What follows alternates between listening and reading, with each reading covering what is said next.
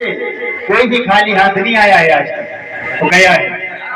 तो इस ब्राह्मण को हम बिना दान दिए नहीं जाने देंगे।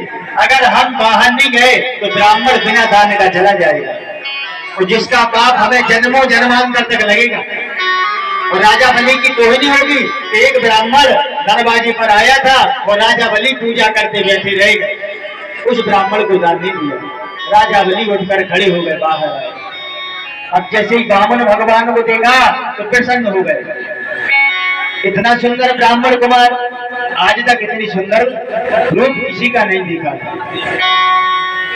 और कहा, हाँ भैया ब्राह्मण से मांगो क्या चाहते हो। तो बामन भगवान प्रशंसा करने लगे, अरे राजा बलि तुम्हारे पूर्वज तो ऐसे थे, हिरण्यकश्यप हिरण्याक्ष जैसे, जिनका पराक्रम संसार में छाया हुआ था, जिन्हें मारने भगवान को स्वयं आना पड़ा। अरे ऐसे राजाओं की तुम वंशज हो, हमने सुना है बड़े दानवीर हो, इसलिए हम तुम्हारे दरवाजे पर मांगने आए हैं। अब जो ही राजा बलि ने भगवान की बातें सुनी तो राजा बलि बोले कि देखो महाराज, आप हो तो छोटे लेकिन बातें बड़ी बड़ी करते हो, गुण आप में बहुत है, सर्वगुण संपन्न रखते हो। तब वही राजा बलि की बहन खड़ी थी बगल में, उनने सोचा कि बताओ कितना सुंदर बालक है, अगर हमारे यहाँ होता तो हम गोदी में लिटा के दुग्ध पान कराते। भगवान मन में मुस्कुरा रहे। अब भगवान बोले, देखो भैया राजा बलि, हमें ज्यादा कुछ नहीं चाहिए आपसे, आपसे चाहिए केवल 3 पग भूमि। राजा बलि हंसने लगे, बोले महाराज जितने छोटे आप हो उनसे छोटी आपकी मांग है। अरे हाथी घोड़े महल पालकी सेवक सेविकाएं सब कुछ मांगो, राजा बलि के दरबार में हो, किसी बात की कमी नहीं।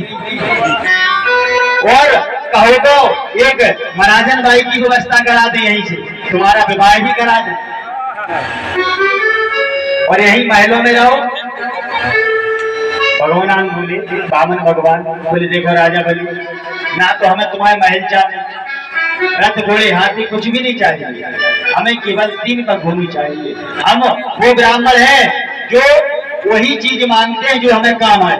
अभी हमें 3 पग भूमि की आवश्यकता है, वही चाहिए। हम ज्यादा नहीं मांगते, उतना ही मांगे जितने में पेट भर जाए, और पेट भरा फिर मांगना बंद। राजा बलि ने बहुत समझाया, नहीं माने। अब शुक्राचार्य समझ गए कि हाँ भैया गड़बड़ है। राजा बलि बोले, ठीक है महाराज, नाप लो 3 पग, कहीं से भी नाप लो। बोले ऐसी नहीं, संकल्प लो। तो पहले क्या होता था, अगर संकल्प लेके कोई चीज दान कर दी तो फिर तुम उसे दोबारा ले नहीं सकते। आज के जमाने में रजिस्ट्री हो गई, जैसे बिना रजिस्ट्री के जमीन तुम्हारी नहीं हुई है, ऐसी पहले संकल्प को मानता है।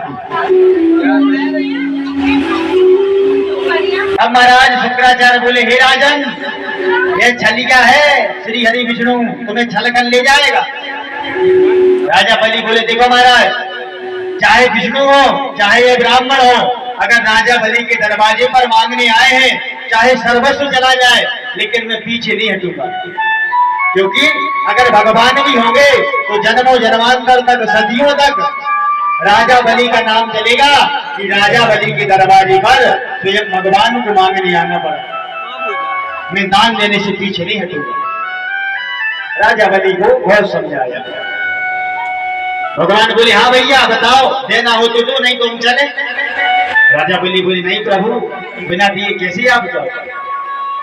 तब भगवान ने कमंडल में से जल डालना आरंभ किया तो शुक्राचार्य जी छोटो स्वरूप बना के कमंडल की नली में विराजमान हो गए। बोले हम जल तो डाल नहीं देंगे। जल डाला भगवान ने, जल ना निकले। भगवान बोले, का है राजा बलि, तुम्हारा कमंडल पुराना हुआ, जंग लग गई, तो अपने छत्ता में से कुशा निकाली और उस कमंडल की नदी में डाल दी, तो शुक्राचार्य जी की एक आंख फूट गई, आंख पकड़े बेचारे बाहर निकले। अब शुक्राचार्य जी की एक आंख काय फूटी, क्यों? एक आंख तो उनकी पुण्य की है, जो अपने भक्त को यज्ञ करा रहे, पूजा पाठ करा रहे, दान करा रहे, और एक आंख है पाप की। जब वो जान रहे हैं कि साक्षात परमात्मा दरवाजे पर मांगने आया है और यह रोक रहे हैं, तो ये पाप की आग फूटनी चाहिए। तो आज शुक्राचार्य की ये पाप की आग फूट गई। 3 बार विष्णु विष्णु बोला और 3 तक भूमि दान दे दी।